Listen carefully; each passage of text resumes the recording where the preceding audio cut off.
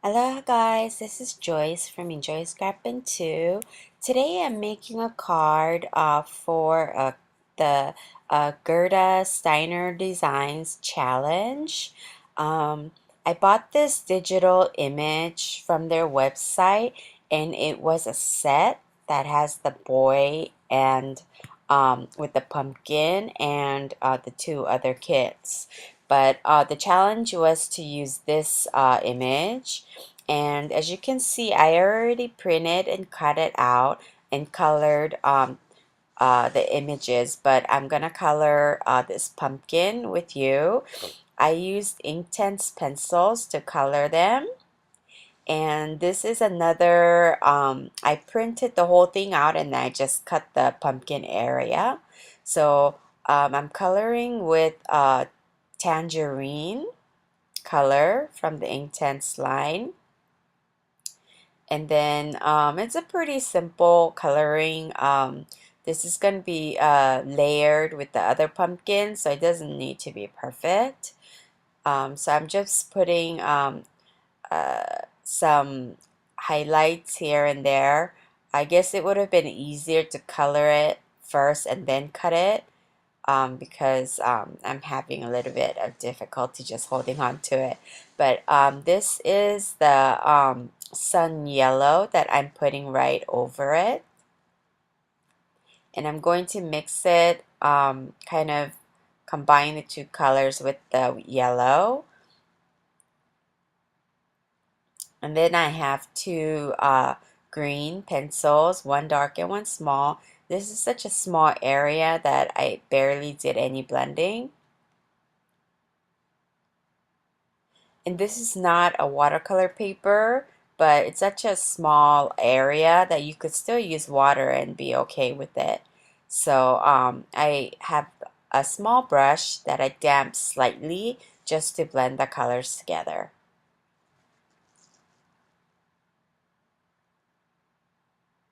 So I'm doing the stems. Then after that, I'm just going to put this off to the side while I work on the card front. Here I have a design paper that it's one of the in my scrap pile. Most of my papers are 12 by 12 because I used to do a lot of scrapbooking. So you cut one to make a card and then you still have a whole bunch left over. And most of the time I don't even know what package it came from. But I'm trying to use try my best to use the design paper, even though I like to make my own background paper. So I have another strip of white paper here, and I'm going to ink this up using vintage photo and walnut stain and rusty hinge. I'm kind of making my own ground, kind of, because I've been using a lot of the Lawn Fawn's hillside stitch border. I've been using that for like almost every single card. So today I wanted to do something different. So I'm inking it up um, with vintage photo, and now I'm going in with the walnut stain to make it a little bit darker.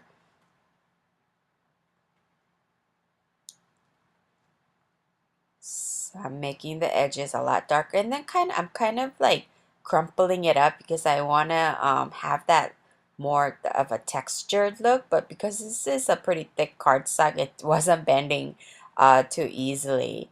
I mean crumbling, because I wanted those little faint lines on top of it.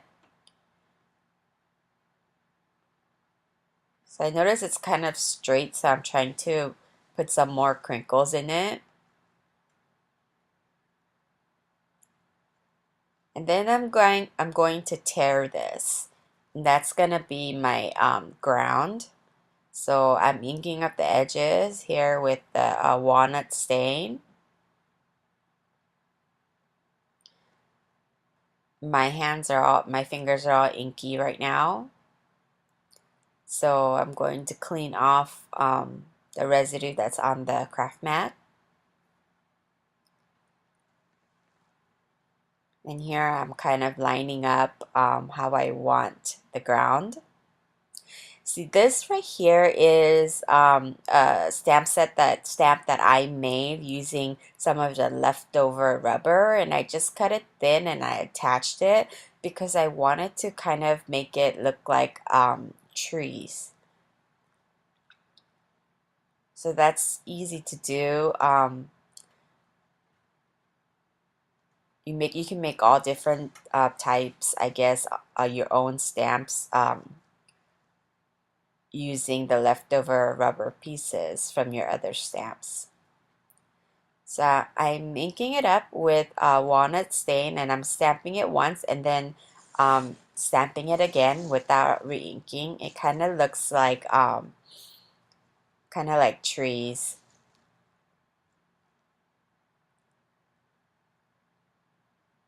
Then I'm cleaning off my mat again, and then I brought back my white piece, which measures 5 and 3 3/4,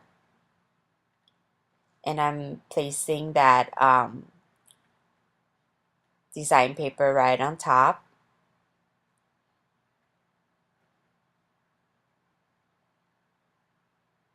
And then I'm going to put this bottom piece, and I'm flicking some water on it to give a little bit more um, like the water spots, and I'm kind of drying it with my heat gun.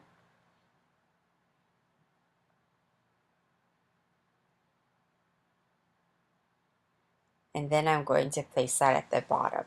I put some foam adhesive on the top portion of the ground, and then I'm going to put glue on the bottom.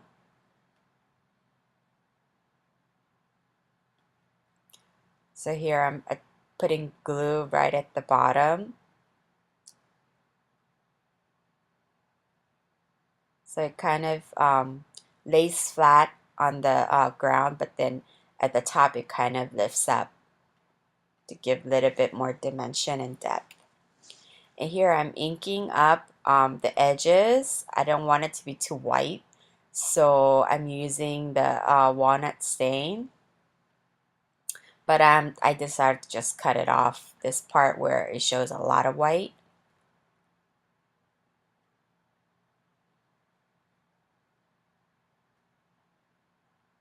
And then here I'm attaching the other piece of pumpkin right underneath the existing.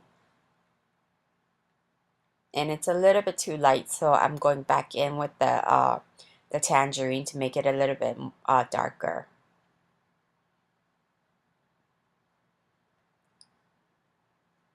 Then I'm going to put glue and then put this behind the pumpkins on the wagon to look like he has more than just 3.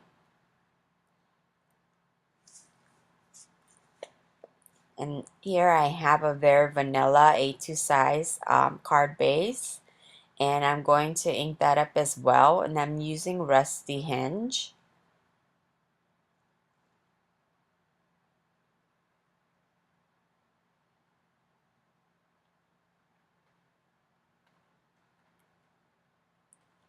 And toward the end of this video, it's gonna just cut off because my camera completely just died, and it's almost at the end, so I didn't redo um, the last portion. But I stick this on, and then after that I put foam adhesive on the boy with the pumpkin at the top, top portion. And then I'm gonna also put glue at the bottom, like towards his feet and the wagon wheels,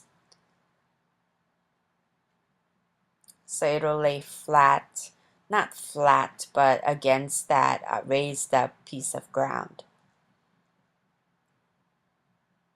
And as you can see, I left that his beanie, the little ball thing on the beanie, I left it white because I'm using a blue puffy paint that I found in my stash. Those are like really cheap puffy paint, and I just put that on that little ball or fluff on the beanie that's the part that you don't see. And here I'm using that sentiment from For All Things. I'm inking this up and seeing how dark it is. I actually stamp it off and then put it so it's not that dark. And then I'm going to stamp the sentiment which says Hello Fall using Black Hero Arts black dye ink, and I'm going to cut that out. The banner looks like a banner, very faint banner.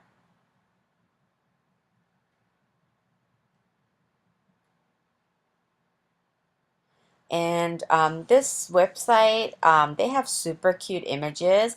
I've bought several, which I'll be doing cards with probably sometime this week.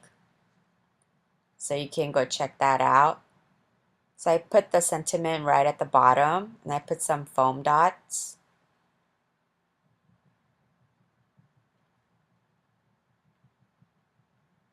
And I'm putting it right at the bottom, just like so.